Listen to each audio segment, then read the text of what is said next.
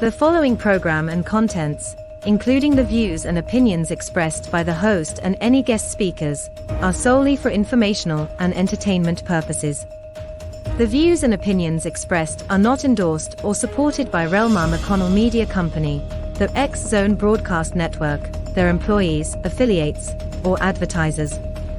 The host and guest speakers are solely responsible for their own perspectives, and their views do not reflect those of rel-mar McConnell Media Company, the X Zone Broadcast Network, their employees, affiliates, or advertisers. The information provided in this program should not be considered as professional advice or as a substitute for professional consultation. Listeners and viewers are encouraged to form their own opinions and seek independent advice when necessary. rel-mar McConnell Media Company, the X Zone Broadcast Network, their employees, affiliates, and advertisers hereby disclaim any liability for any claims, damages, or losses incurred as a result of the information presented in this program.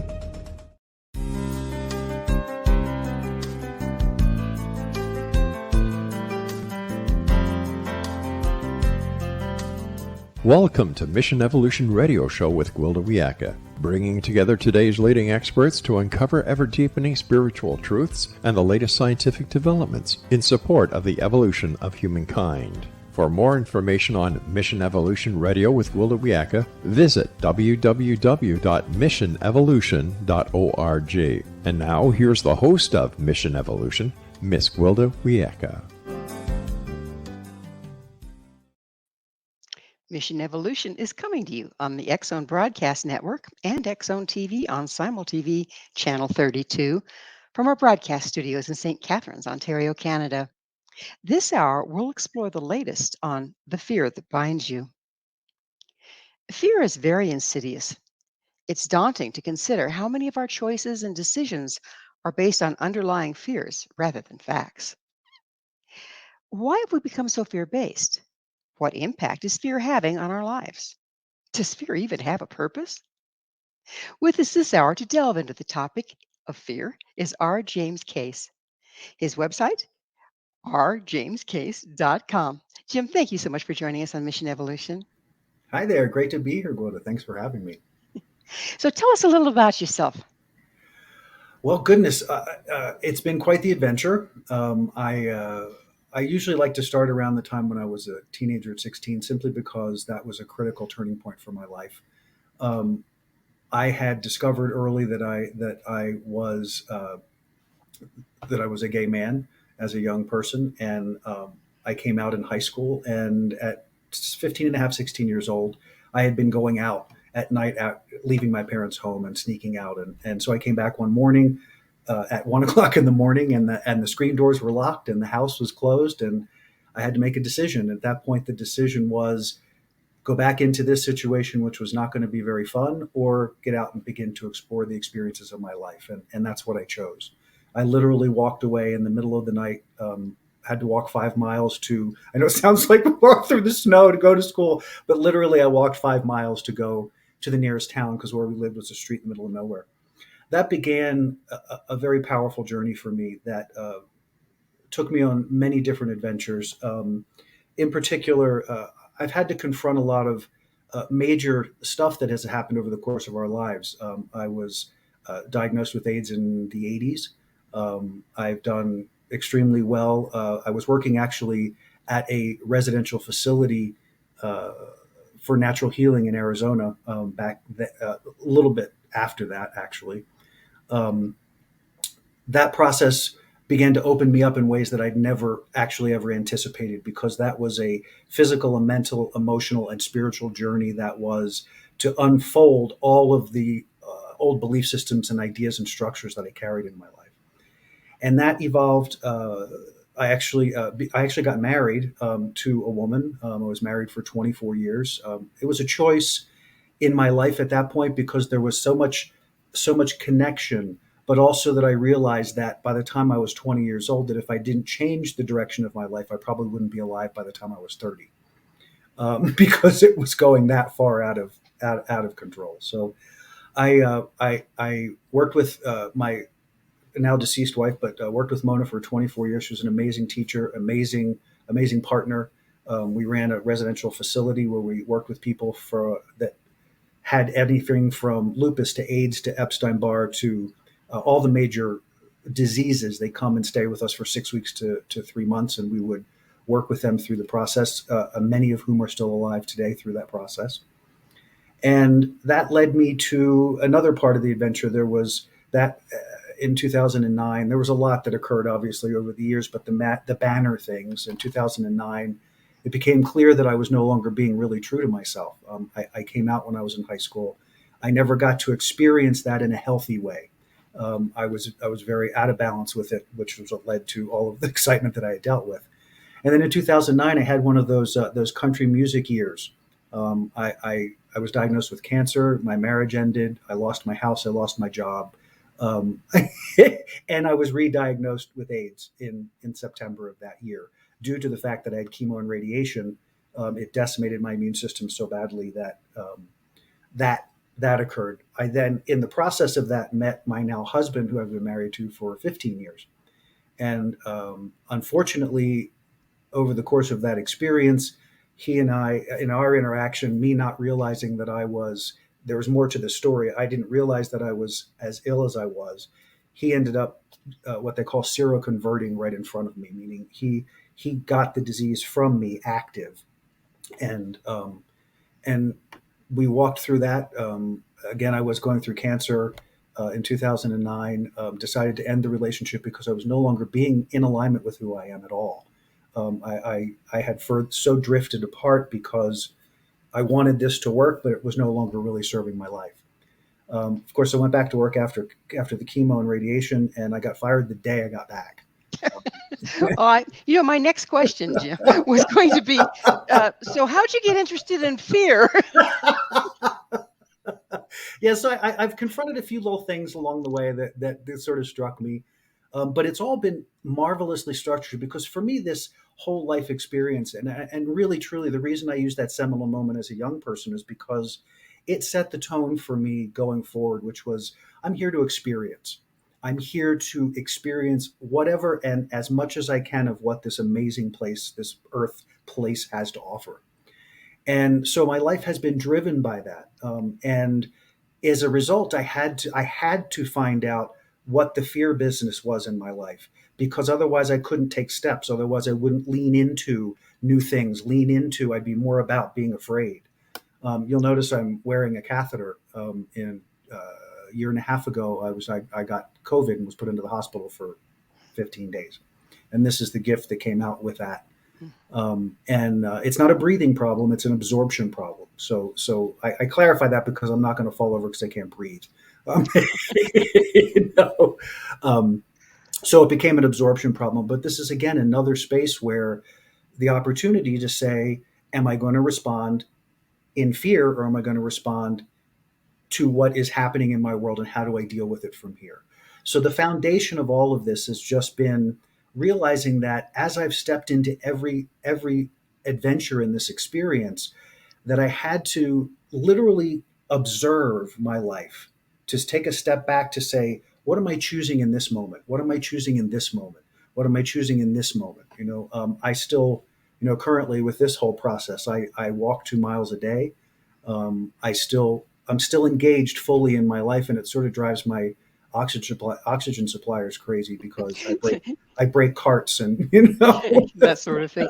Well, Jim, I know that most of us don't really appreciate feeling fear, but doesn't fear have a purpose? I believe, in my experience, fear to me designates and shows where alignment is off. And when I say alignment, I mean we are as a being, I believe, an expression of source, God, however you want to call it. We are that expression here. We are creation realized. We are that spark of the divine that shows up here, that gets to experience through this perspective what this whole world thing is about. And so for me, I lost track of myself. Darn it. That's okay. I was asking you the purpose of fear, because it's, we have all sorts of emotions, and except for guilt, most of them have a real purpose in our lives. What is the purpose? I think they all have a purpose. I think, again, where I was going with that was that the alignment piece means here I am, when I am in that space, when I'm in that zone of who my most authentic expression is, the emotions give us the chance to see where we are in and out of that alignment. So the more joy we experience, the more positive expression that we experience, that to me means that we're more aligned to the greatest part of ourselves.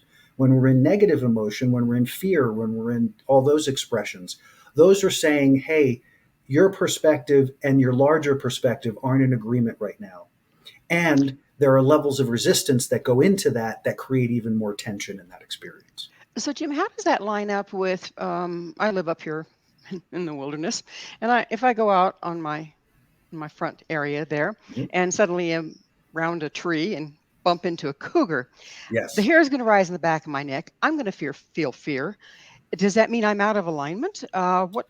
You see, fear There, is a real basic thing that started a long time before we had all these morals and stuff. right. So, And I think, go ahead. No, I'm sorry. Go ahead.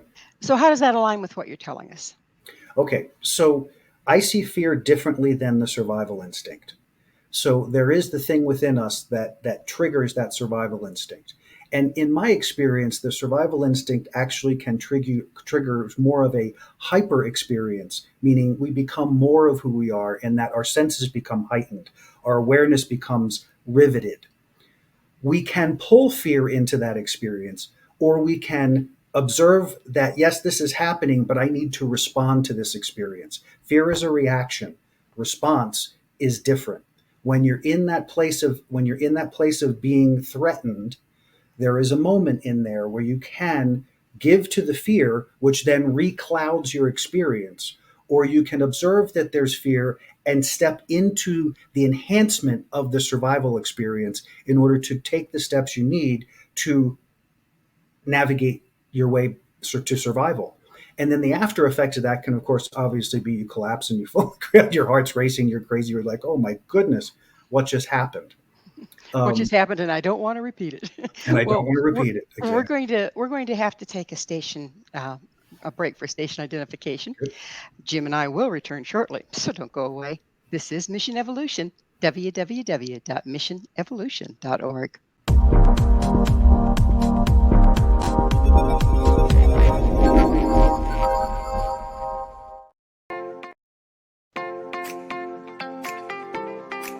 Are you interested in evolving with the times and becoming all you can be?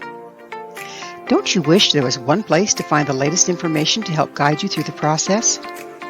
I'm Gwilda Wiyaka, host of Mission Evolution Radio TV. Join me on my mission to find the latest evolutionary knowledge and tools. The guests on Mission Evolution are leading experts in a wide variety of divergent topics, including allopathic, holistic, and integrative medicine, epigenetics, enlightenment, quantum physics, meditative practices, environmental issues, spiritual evolution, trauma healing, and so much more. Mission Evolution Radio TV is aired worldwide through the X-Zone Broadcast Network, X-Zone TV Channel 32 on Simul TV. You can enjoy our archives of radio or TV shows with our compliments at www.missionevolution.org. Come see the amazing lineup of guests and topics. With more than 200 episodes to choose from, you're sure to find what you're looking for. Visit www.missionevolution.org.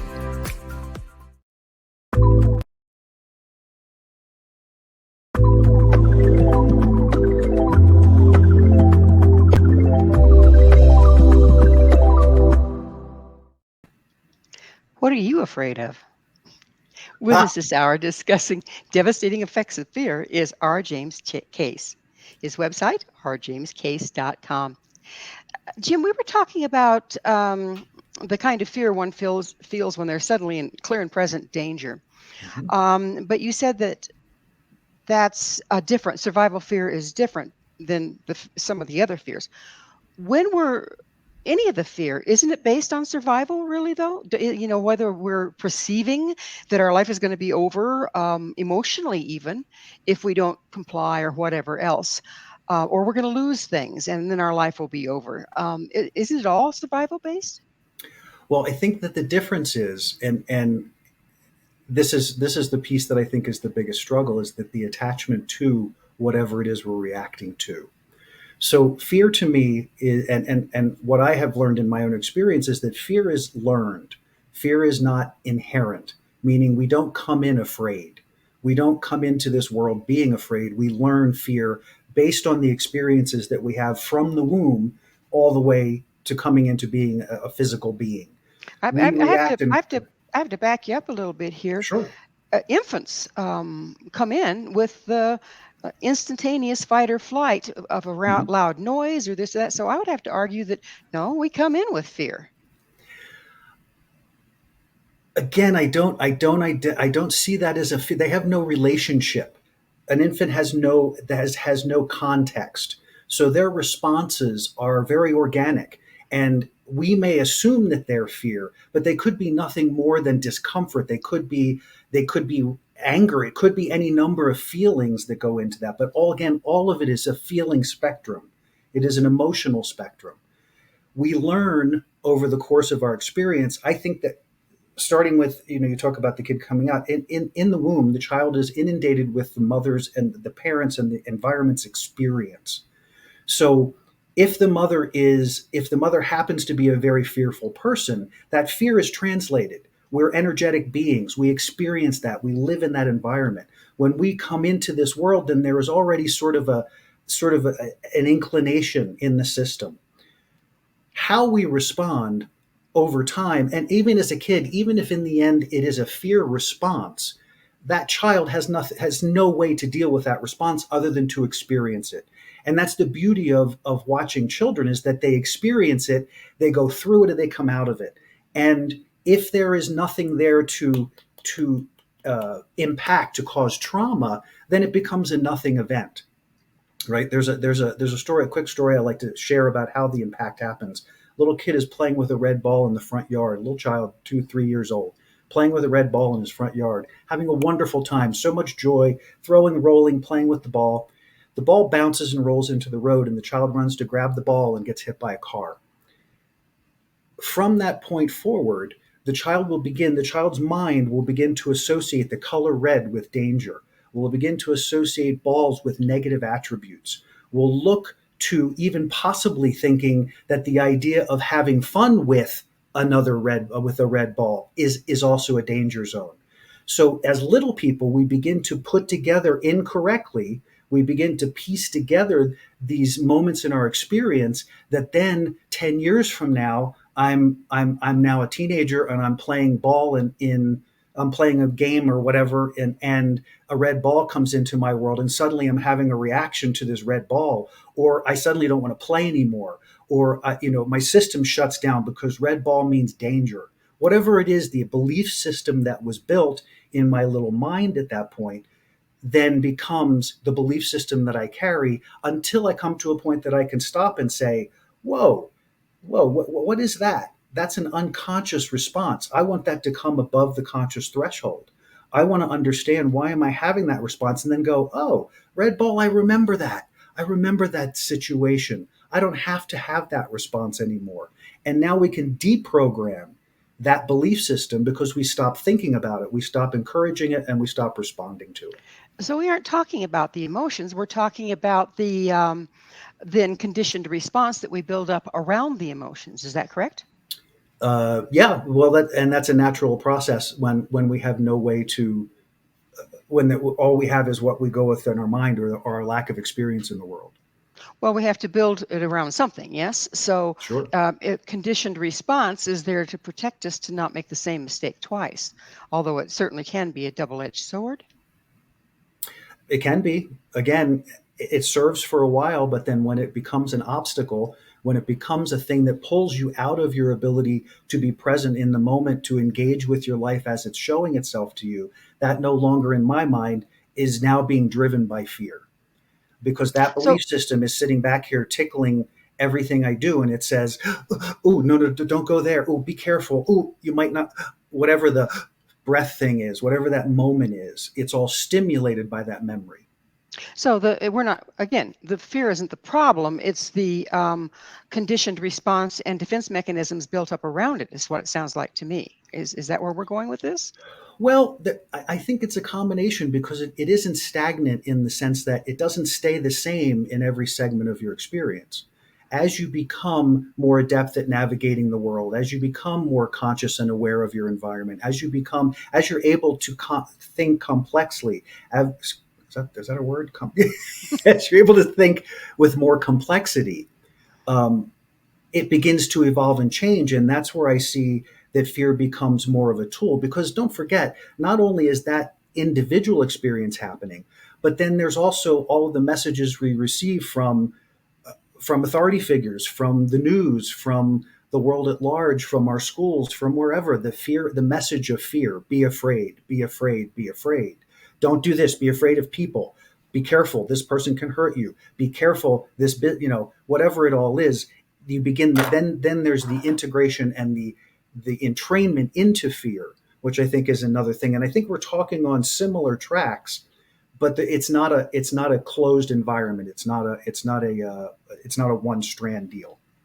So, are emotions, can they serve as a guidance system rather than just a knee jerk reaction? And if so, how do we get to that point? Absolutely, and that's what I honestly believe is the true nature of emotions. It is to say that it's showing me the guideposts of where I am.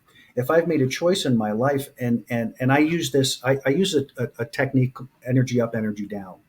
And what that means for me is that anything that I'm going to step into in my life, I lean into it. And if it causes my energy to spin up, if I get engaged, if I'm wanting to participate, then I'm all in. If that thing causes me to pause, if it causes my energy to drop, then I stop. I stop and I step back, because that's telling me that that emotion, whatever that emotion is, whether it's in the moment uh, I feel depressed, or I feel sad, or I feel confused, or I feel unsure, or I feel unworthy. All of those things are trying to inform me about what I'm leaning into. It does not mean that the thing I'm leaning into is bad or wrong.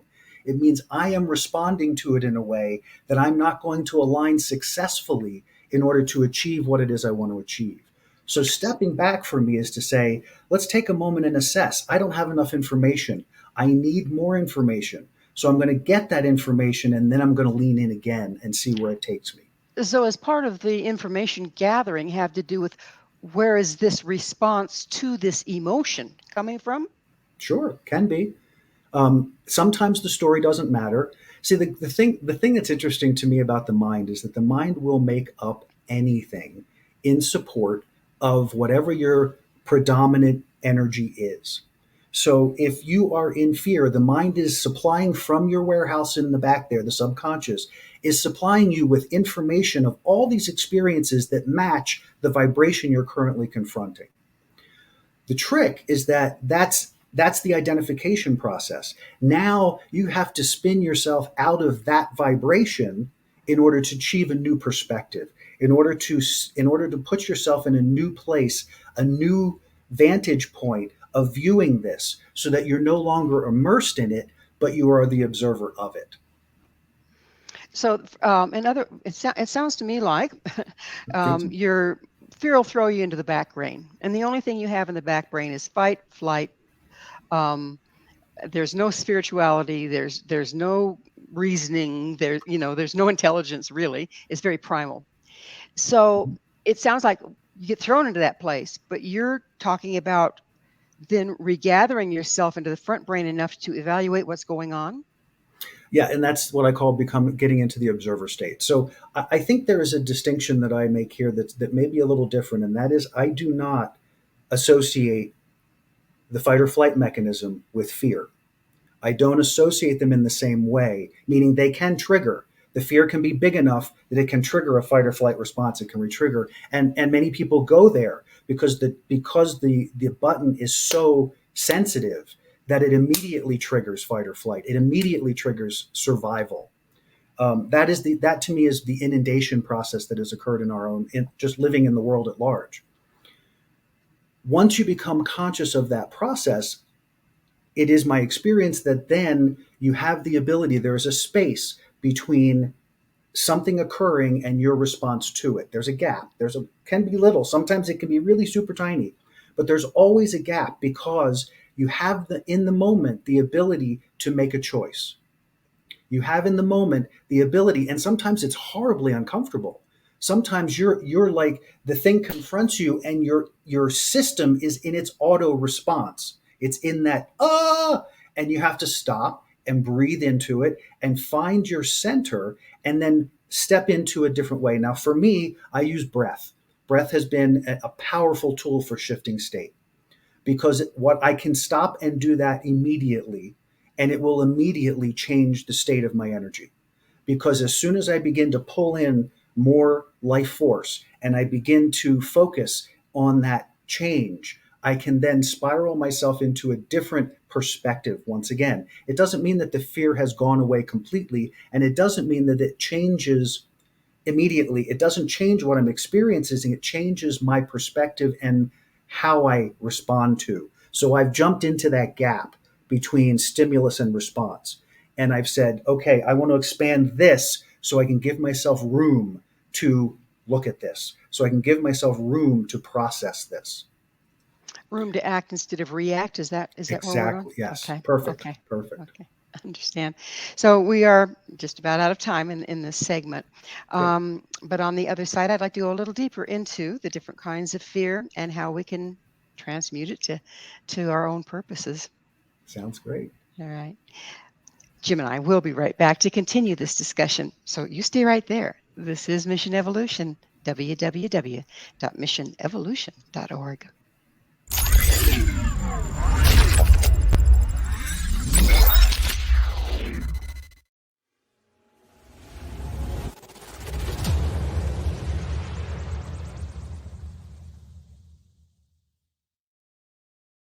So I was watching the X Zone TV channel last night when I was abducted by aliens, and they kept repeating to me over and over again, simultv.com, simultv.com. What's simultv.com? That's what I asked them. They had it written on the side of their UFO. How do you spell that? UFO. No, I mean simultv.com. simultv.com. simultv.com. Right. simultv.com. Interesting that you were abducted by aliens in a simultv.com UFO last night. Oh, yeah? Yeah. Now that you mention it, I remember now last night I was awakened from a deep sleep. My great-grandmother was standing there. She said she'd come from the hereafter to tell me about simultv.com. She even spelled it out for me. simultv.com, sonny boy. simultv.com. simultv.com, sonny boy. Wow. Yeah. Guys, you'll never guess what my psychic guru just told me. simultv.com. Exactly. Are you guys psychic too? Of course. We all know about simultv.com. simultv.com.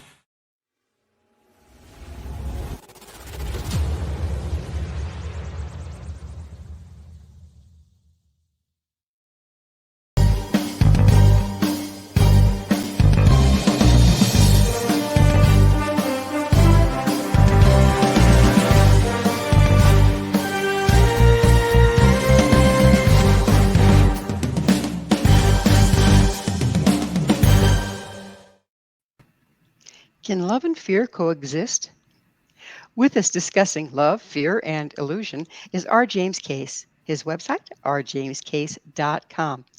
So, Jim, we've been talking about how, fear is many things, and a lot of the problem is not the fear itself, but the conditioning we've built up around it and the neurological pathways that we fall into without making choices, just going by what we've done in the past. Mm-hmm. So now let's look at how these emotions interact. So, a lot of your work is around fear versus love. So can they coexist? And if not, why? Very basic answer, vibrationally, they're in completely different ends of the spectrum. So we don't live in a vacuum. So we have multiple experiences going on in in the world. We can have love for something in our lives. Say we love our pet, and we're having an experience of fear about said pet, and the fear is really running us. We're anxious. That something's seriously wrong. I got to do something. I don't want my dog to die. I don't. All of that is the story that's built around the attachment to the dog. That is not love. There is no love in that experience. There is attachment in that experience. The love is the unconditional space that allows you to see that your animal is suffering, and then you lean into, how can I assist this? Can I offer us? Is there something I can do to ameliorate the suffering that I'm witnessing? And then that love guides your steps. That love guides your experience. It does not mean you may not have that fear jingling around back here. It's still a choice in perspective. It's still a choice of, here I am with this thing. Do I want to transmit this crazy energy to my already anxious and fearful, maybe fearful? I don't know if dogs necessarily experience fear the same way, but whatever experience the animal is having of pain or suffering or whatever, do I want to contribute to that in energy? Like meeting like does not change the experience. So bringing love to that experience means surrendering your attachment so that you can experience fully the love of that being. We get confused because we think the attachment is the important part, and it's the least important part. So basically, it's like, if you don't want them to get your goat, don't have one. Okay. That's a way to look at it, yes. So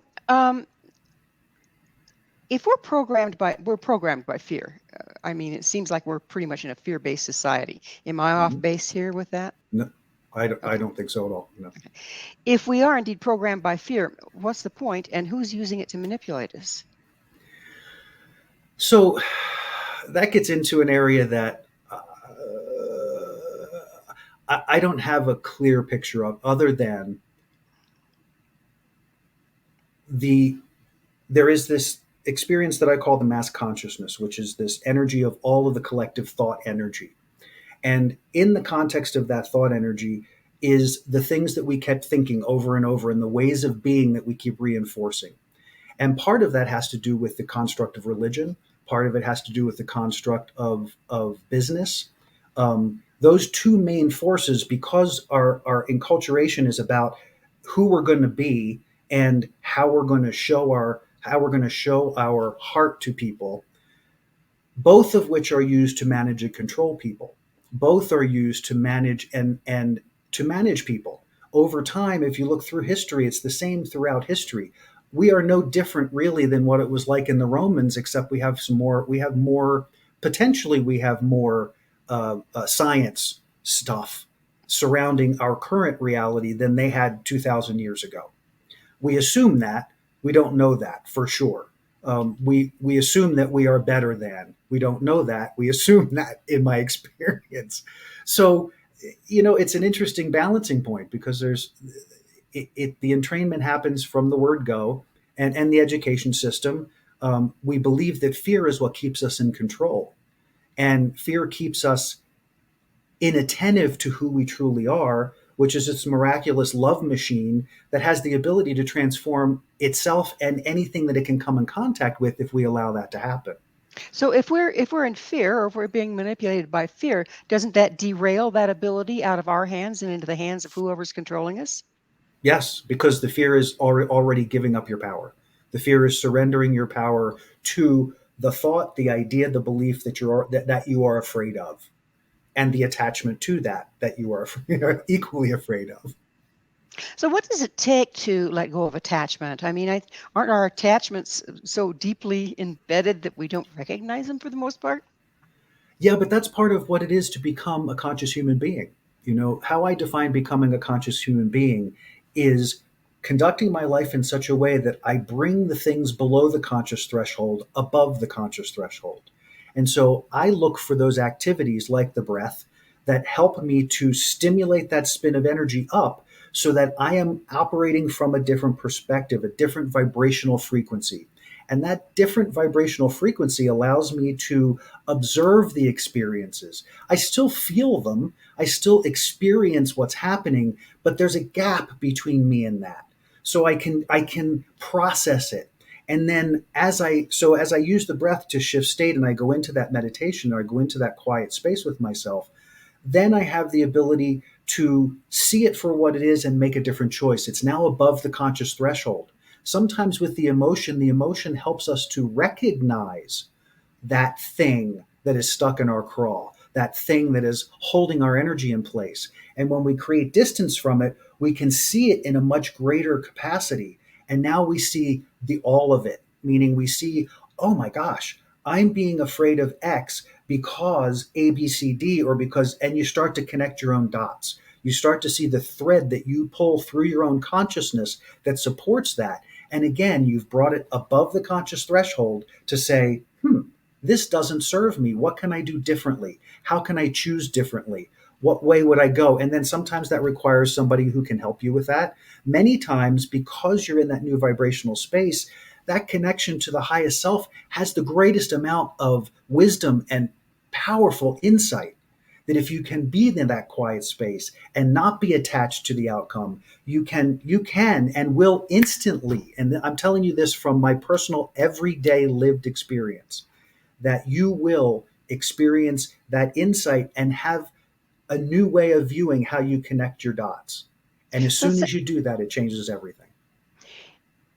it sounds like, we have, it's a work in process. And so in other words, we get a stimulus, we're about to go into a response, and then we have to do all these things you talked about. Is there enough time? Is there enough of that space to go through that whole process before we act or react? Sometimes not, but most times, yes. Most times, see, we think that cause and effect, stimulus response, is this immediate thing that has to happen. That somebody said something to me, so I have to clap back. I have to step in. Somebody did. I have to do this. Instead of recognizing that you're reacting to it, stopping, take a deep breath, ground yourself, be present in the experience. You still may have your nervous system going nuts, but you have a choice in that moment to say, you know what? I'm not in a space to respond to this minute. Give me a minute, or let me come back to this so that I can process this and then come back and respond to it in a way that is not reactive. Now, here You've, I am you've, at, I'm sorry, go you've, ahead. you've spoken a lot about taking that breath. So Yes. exactly physiologically, what does that breath do? How does that help? So, let's see how to describe this unfolding. So the breath for me is life force. It's chi. It's prana. It is the essence of the energy that animates this whole body. Without breath, we are nothing. Without breath, we don't exist. Without breath, you stay on the planet. So the process of breath is about reconnecting to that source of energy that is me. And when I breathe, I am reconnecting. I'm connecting up. I'm saying up because we have up and down. So I'm connecting up. It could also be construed as expanding. It can be So seen as a is it depend on, we take breaths in and breaths out all the time. So is it depend on your intention, what you're doing with that breath? I'm setting back into myself, I'm connecting up and down, and then from that space, I'm going to make a choice. So it's a different approach to breath, is it not? It is, and it becomes. I'm very aware of my breath all the time, but I've been doing it for decades. I've been paying attention to my breath for a long time. I was just working with a client yesterday, and we were doing a breath exercise, and it took 3 times before she could actually take a breath deep enough to settle her energy. Meaning she could breathe, she'd follow me, she'd breathe and she'd breathe and she'd breathe, and then she'd pull herself out. And then we'd stop and say, okay, now what I want you to do is I want you to pull this breath. So when you take the breath, I want you to take as much air as you can, as deeply as you can. And then I want you to release all of it. And then do it again, and then again, and then again. And then she would derail again. And then we came back and said, okay, what I observed this time is that it's not grounding. You're not grounding in it. Because what happens when you connect to the breath is that you immediately ground, you immediately become present. And this is different than just sitting where you're just sort of shallow breathing in the chest. This is a full-blooded, full-lunged experience. And I don't mean hard, I mean focused. Is it It's focused. diaphragmatic breathing? No, it is. It can't. Well, no. I guess it incorporates the diaphragm because it's breathing through the whole body. But the idea of then there's lots of schools of breath. There are a lot of schools out there of how to use breath. The one that for me, what I have developed for me and the process that I use is one that is simply using in through the nose and out through the mouth, in through the nose and out through the mouth. And then I connect with the base of the spine and the top of the spine. So at the base of the coccyx and at the point behind the head, that little place where the spine goes under the occiput there, the mouth of the soul, I believe that's called sometimes. And I use those spots to trigger this movement of energy, this flow of energy up and down the spine. But I'm just simply using breath, and I'm engaging that breath. So when I inhale, my inhale is full and complete. And I exhale. And I want that breath to completely expel. And typically I try to expel more than I take in, because there is part of the breath process that the CO2 is as effective as the oxygen. Go ahead. So we're just about to go into another station break. But does this start to have permanent effects rather than you having to hyperventilate every time a situation arises over and over and over again? I wish I had the opportunity to demonstrate this for you, because I can do this breathing at a very rapid pace for a very long time, and I don't get dizzy. I don't lose my stand. I'm able to completely function. Well, The dizziness is a function. It is that magic moment. So please Yep. stay with us as Jim and I continue to explore the many faces of fear. This is Mission Evolution, www.missionevolution.org.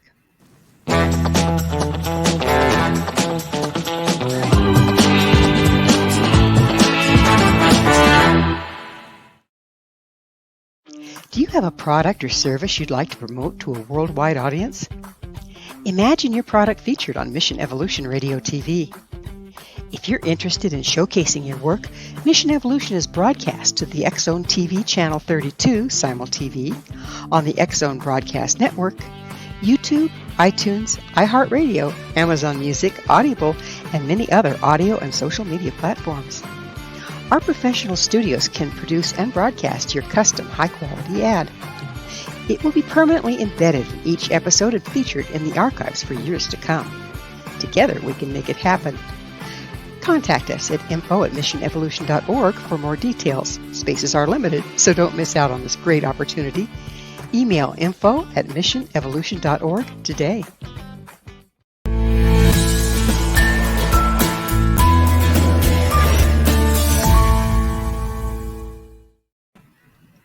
Do you believe fear separates us from ourselves?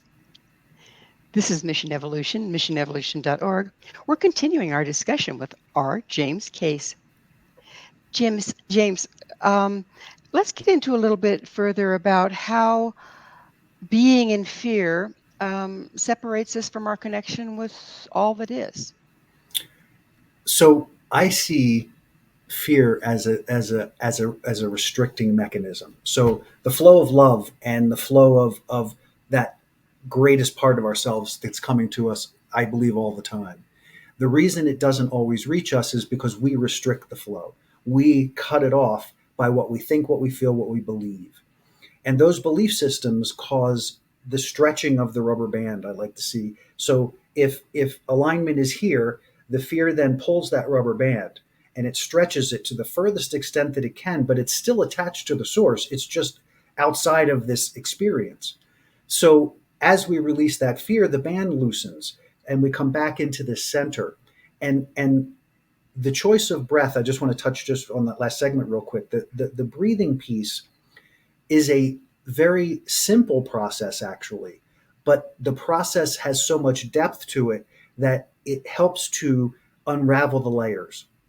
Because as you breathe more life into the deepest parts of the tissues and the energy field of your body, those things that can't sustain in the vibration that you're changing to have to change.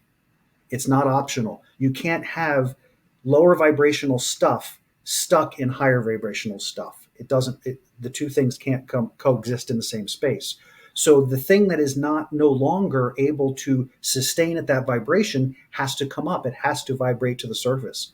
And that vibration to the surface is how we then begin to approach each of those steps. So it becomes a very organic process. It's not one that has to be, you don't have to get out and beat the bushes, so to speak. You don't have to be this drive. Simply live your life. Do what you do. Change how you respond to it. Change how you react to it. Change how you engage it, and see how that begins to change what shows up in your life. So let's look at resistance. What is it and how does it impact us? Resistance, one of my favorite words, because it's so insidious. It's everywhere in everything. Resistance is simply put, is anything we do that distances us from our true experience of love, our true experience of ourselves. We use resistance when we think our belief or our idea about ourselves is more true than something that's being reflected to us or an idea that's being presented to us. And so we use the fear is like, oh, no, this is who I am. That I'm too afraid of. I don't know what to do there, but this is who I am. So the resistance is then holding on to. Resistance can also it comes in every kind of different form. But it for me is a key indicator. It's the first place I go in my life now. If something's feeling off, I stop and say, am I resisting here? Is there resistance? What's the resistance? What is it? What is it I'm feeling? The rub, as it were. Does resistance tend to be a byproduct of fear? No. I think fear. I think it can be, but I think resistance is a stimulated response. Well, let's see if I can put this in order. Resistance occurs when we feel there's something attempting to make us change or make us think something different than what we think is already better for us. The fear comes when when the persistence of the thing that wants us to change continues, and we can no longer fight against. We become afraid that I'm not enough now. Wait, my belief is I'm not good enough. My belief is whatever my belief is. And the resistance is an attachment to a viewpoint while the thing that's trying to be the instrument of change is moving inexorably into your world. So basically the goat again. The goat again, yes. That darn goat. Darn goat. Why do you see faith and trust as foundational? Faith and trust is foundational because I have to develop the best relationship with myself in order to consistently find that alignment. And so faith and trust is not about faith and trust in some imaginary being somewhere in the world. Faith and trust is about, I am an expression of God. I am that expression of the universe here on this planet executing my life. It doesn't make me better than anybody because we're all the same. All of us are doing the same thing. It makes us full of who we are. And so, that's sort of how it's not a, again, I lost track of my thought. I hate when that happens. It was the goat. The goat took it. I was asking you that you see fear and trust as foundational. Yes. And, yeah. So the fear and trust piece is something that builds. It's definitely cool when it starts. You know, we all have gone through the evolution of it, right? We are introduced to religion as we're young people, and faith and trust becomes a big thing in the religion. Faith and trust in God, faith and trust in God. I translated that a little differently because I've always felt a powerful relationship with this bigger part of myself. I haven't always honored it. I haven't always been the best about it, but I've always felt that connection. And so over time, I started to realize, wait, I'm putting all my faith and trust out there, and the faith and trust belongs here. I need to know that I can trust myself to step into any situation and that I will show up 100%. I can trust myself and have faith that I am going to do the right thing by me. And maybe sometimes I screw it up, but I'm still doing the right thing by me because I'm continuing to step forward. You know, when this oxygen thing happened, there's a huge opportunity to just, withdraw from the world and go, my life, what the heck? I'm strapped to a bottle. I'm on 4 liters of oxygen. That's like most people are on 1 or 2, So there's so many places that fear and lack of faith and trust could completely derail me. But building that continuous focus into that faith and trust says, I love this. I love me. I love my experience. And regardless of what's happening, I'm still good. I'm still a powerful person, and I still continue to create. How am I going to adapt into this? This has become a way for me to become even more present. Thanks, Art. So no problem. How can we tell that we're actually processing fear, taking that space in between, making different choices, or just shoving it into denial where it eventually comes up and haunts us? How can you tell the difference? To me, it's like night and day. Um, Telling yourself a good story can make you feel good for a few minutes. Telling yourself a good story may even make you feel good for a day or two. But the reality is, you know how you feel. You know what you're experiencing. I honestly don't care how unconscious you are. Feeling bad is feeling bad. And it, whatever degree of bad is, right?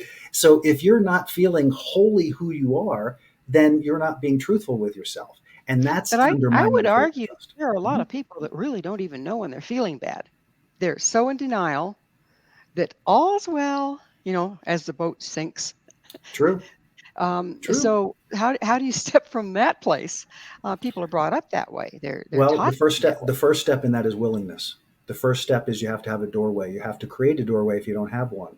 Um, the biggest thing that I find in my work is if there is not if there is not reception, if there is not a receptive environment, the work goes nowhere because I can't change you. I'm not going to change you. I'm going to create a framework. I'm going to create a space where you have the ability to step into that. But if there is no willingness to go there, there's nothing to have a conversation about. That person is in their process at a different place than somebody else may be, and that's okay too. There's nothing wrong with it. That's the evolution they've chosen and that they're walking. And I'm So here if as I'm sure you are. I'm here if I can be of assistance. I'm there instantly. But if I'm not going to impose that because that's not my role. we're coming close to the end of the segment, so it's definitely end of the show actually. So it's definitely Already? time. You're real close. So it's definitely time for me to ask you, Jim, what is your Mm. purpose? What's your mission? To change people's relationship with fear. To It is the greatest gift in my life that it has nothing to do with never being afraid again. It has to do with understanding that it doesn't run my life, it doesn't run my choices, and it doesn't run what I choose to do in my life. It is a mechanism now that I can use to show me how to better live my life. So what's your vision for the future? Should we actually start to correct, en masse, correct our relationship to fear? So many things will change as a result of that. It's hard to fathom in my mind, even as I do in meditation, it's hard to fathom the depth of the change that can happen. Because when it's no longer driven by fear and it's driven by love, every perception we have changes. Even in the context of, you think of all the stuff that's happening in our world right now, there are lots of things that look really ugly and really miserable, and those things are driven by fear. If you eliminate the fear, if you change that to a love environment and everyone starts operating from that place, you're suddenly now experiencing the world in a way that we've never experienced it before. So I It, think it's it's an adventure in a way that the adventure of a lifetime, quite honestly. It seems like, from what you're saying, we have things backwards. In other words, we think that the events in the world are causing the fear, when Right. indeed the fear might be causing the events in the world. Ultimately, we create our own reality. I believe that is a basic tenet of my life and any life. We create the reality we experience, and it's there for us to reflect to us how we feel and what we think. That's what it's for. So So if we're all you see is fear, then guess what? Pay attention. so we're not trying to abolish fear from what you're saying so much as change our relationship to it. Absolutely, absolutely. The war against anything is a waste of energy. It's a waste of energy. We're not trying to battle anything. We're trying to find balance. We're trying to find alignment. And so if you put resistance in that process, you won't get there from here. So fighting it is not of any value. Change is the value. Well, we're just about out of time. So, Jim, please, you, I believe, just published a new book. What's the name of it, and where can people find it? The book is called Fear is a Choice: Unraveling the Illusion of Our Separation from Love. It's available on Amazon, Barnes and Noble, Indie Noble. It's on Kindle and Kindle Unlimited. Yeah, please pick it up. It's a great tool, and lots of people have bought it and have really had some powerful impact from it. There's a lot of good reviews up as well. Well, Jim, thank you for what you're bringing into the world. Unfortunately, we are out of time. And thank you so much for coming on the show. Pleasure. Thank you for having me, Gwilda. Greatly appreciate it. Our guest this hour has been R. James Case, the author of Fear is a Choice, Unraveling the Illusion of Our Separation from Love. His website, rjameschase.com. This has been Mission Evolution with Gwilda Wiyaka. For more information or to enjoy past archived episodes, visit www.missionevolution.org. And please be sure to join us right here next time as this mission continues, bringing information, resources, and support to an evolving world.